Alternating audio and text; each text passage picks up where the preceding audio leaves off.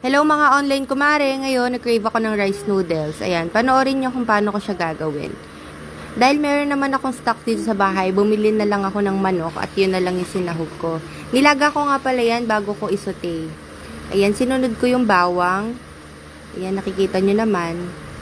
Ayan, gisa-gisa lang pag may time. Tapos sinunod ko na din agad yung sibuyas kasi gutom na ako. Ayan, hinalo-halo ko lang. Tapos, nilagay ko na yung carrots.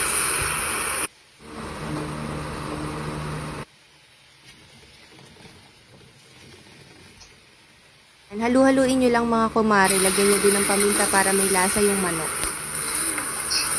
Tapos, nilagyan ko na nga din pala siya nitong mushroom.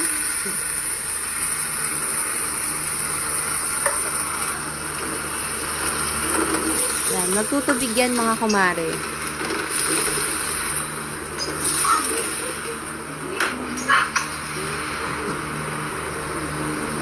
Yan. Lagyan natin ng konting oyster sauce.